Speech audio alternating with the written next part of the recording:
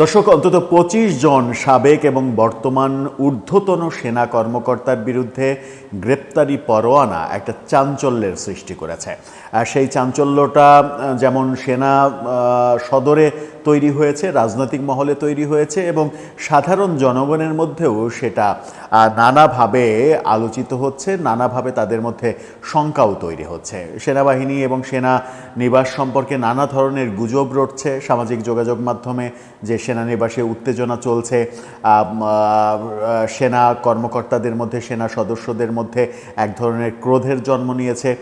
গতকালকে সেনা সদর থেকে যে প্রেস কনফারেন্স করা হয়েছে, সেই প্রেস কনফারেন্সে জানানো হয়েছে যে সেনাবাহিনীর সদস্যরা মানে নৈতিকভাবে একটু হোঁচট খেয়েছেন। সেই মানসিক যে হোঁচট খাওয়া, সেই মানসিক হোঁচট খাওয়াটা নতুন করে প্রশ্ন তুলছে। এবং এরই মাঝে আরেকটি ব্যাপার সামাজিক যোগাযোগ মাধ্যমে ছড়িয়ে পড়েছে, সেটা হচ্ছে যে অন্তত শতাধিক সেনা কর্মকর্তার বিরুদ্ধে গ্রেপ্তারি পরোয়ানা জারি করতে যাচ্ছে সরকার। কিন্তু সরকার কি গ্রেপ্তারি পরোয়ানা জারি করতে পারে? সরকার তো গ্রেপ্তারি পরোয়ানা জারি করতে পারে না। গ্রেপ্তারি পরোয়ানা জারি করতে পারে আদালত। সেখানেই প্রশ্ন আসছে যে সরকারের আলোচনাটা কেন আসছে? তাহলে কি সরকার আদালতকে প্রভাবিত করছেন, কিংবা সরকার আন্তর্জাতিক অপরাধ ট্রাইব্যুনালকে প্রভাবিত করছেন? সেই প্রশ্নগুলো যখন উকি মারছে, তখন সরকারের প্রধান উপদেষ্টার প্রেস সেক্রেটারি এই ব্যাপারে মন্তব্য করেছেন এবং তিনি যে মন্তব্য করছেন সেটা নিয়ে যদি পুঙ্খানুপুঙ্খভাবে আলোচনা করা যায়, তাহলে তার কথার মধ্যেও বোধহয় এটা খুঁজে পাওয়া সম্ভব যে ব্যাপারটা সরকারই করছে। তিনি মানে ভুলবশত কিংবা মানে বাক্যগত ভুল উপস্থাপনের মাধ্যমে সেটা মনে করিয়ে দিলেন কিনা, নাকি সত্যি সত্যি ব্যাপারগুলো সরকার করছে? সত্যি সত্যি করলেও সরকারের তো এই ব্যাপারে শব্দ চয়নে, বাক্য চয়নে সাবধানী হওয়ার কথা, কিন্তু সেটা তিনি হতে পারলেন কিনা? ১০০ জন সেনা কর্মকর্তার বিরুদ্ধে গ্রেপ্তারি পরোয়ানা জারি করা হতে পারে, এই ব্যাপারে সরকারের অবস্থান কি, শফিকুল আলম কি বলছেন, এটা একটু বোঝার চেষ্টা করব। এই ভিডিওতে থাকবেন পলিটিক্স টিভির নিয়মিত আয়োজনে।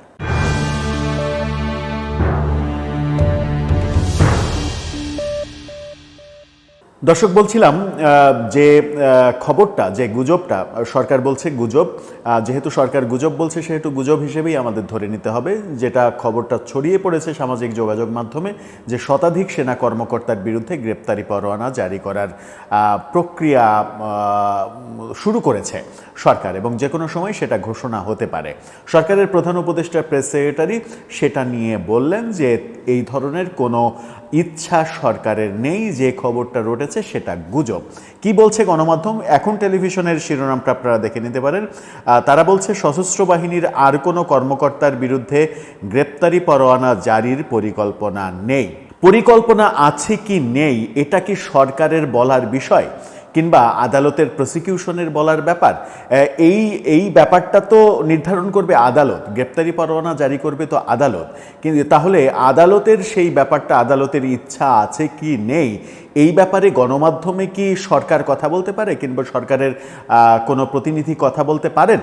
সেই প্রশ্নটা কিন্তু উঠেছে এবং উঠবে আরও বেশি করে। কি বলছেন তিনি, একটু বুঝে নেওয়া যাক।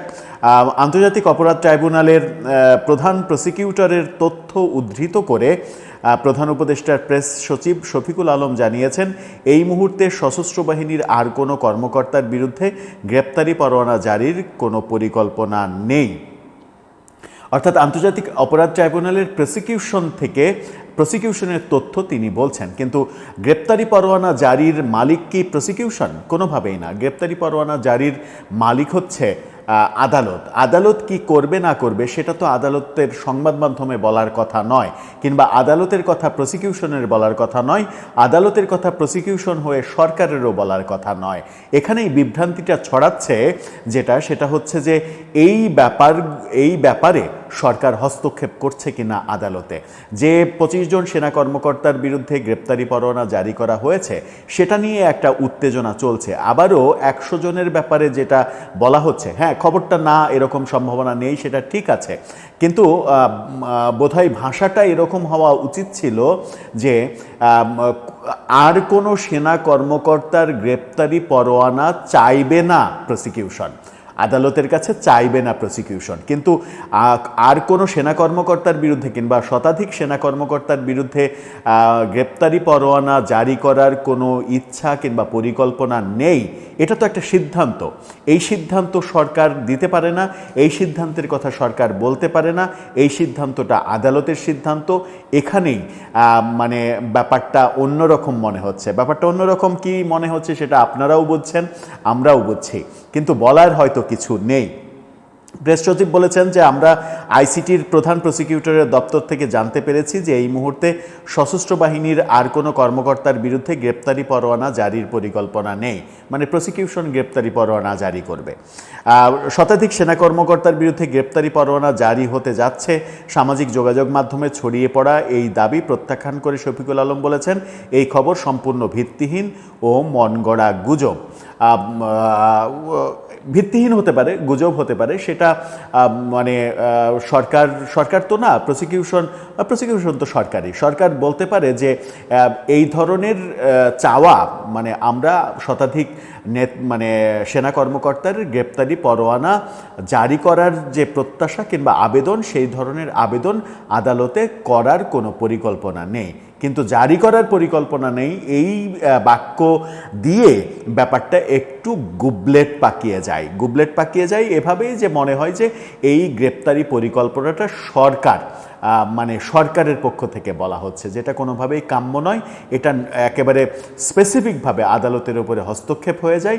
এই যে শব্দচয়ন মানে জটিলতা তো পাকাই মুখের কথাতেই অনেক কিছু হয়। যেমন আমরা বিগত সরকারের আমলেও শেখ হাসিনার বিভিন্ন বিষয়ে লাগামহীন কথাবার্তা যে বহু সমস্যা তৈরি করেছিল, এবং শেষ পর্যন্ত শেখ হাসিনার ওই মানে কি বলে কোটা মুক্তিযোদ্ধার নাতিপুতিরা পাবে না তো রাজাকারের নাতিপুতিরা পাবে, এই কথা নানাভাবে নানা ব্যাখ্যা হয়ে যে পর্যায়ে গেল এবং সেখান থেকে আন্দোলনটা যেদিকে ধাবিত হলো সেটা নিশ্চয়ই আমাদের খেয়াল আছে। সুতরাং মুখের কথা অনেকটা মানে বন্দুকের বুলেটের মতো বের হয়ে গেলে আর সেটা ফিরিয়ে আনা যায় না, এবং মুখের কথার জন্যই অনেক অঘটন ঘটে, অনেক ঘটনাও ঘটে। শফিকুল আলম আরও বলেছেন যে আগামী বছরের ফেব্রুয়ারিতে নির্বাচন নিয়ে কথা বলেছেন, সেটা স্বাভাবিক ব্যাপার। আমার মনে হয় যে প্রেস সেক্রেটারির তিনি একজন স্বনামধন্য সাংবাদিক ছিলেন, একটা বিদেশি সংবাদ মাধ্যমে সাংবাদিক হিসেবে কাজ করেছেন। তার কথা বলার সময় তার বাক্য প্রয়োগে, শব্দ চয়নে আরেকটু সাবধানী হওয়া উচিত, কারণ তার কথাতে মনে হচ্ছে যে এই পরিকল্পনা সরকারের ব্যাপার, সরকার পরিকল্পনা করছে কি করছে না সেটা তিনি জানিয়ে দিচ্ছেন। আদতে এটা আদালতের ব্যাপার, আর সরকারের এই ধরনের কথায় ব্যাপারটা প্রতিষ্ঠিত হয়ে যায় যে আদালতে সরকার হস্তক্ষেপ করছে। যে জটিলতা 25 জনের বিরুদ্ধে গ্রেপ্তারি পরোয়ানা জারি করার প্রেক্ষাপটে তৈরি হয়েছে, সেই জটিলতাটা যদি আরও বাড়ে তাহলে সবাই কিন্তু দোষারোপ করবে সরকারকে।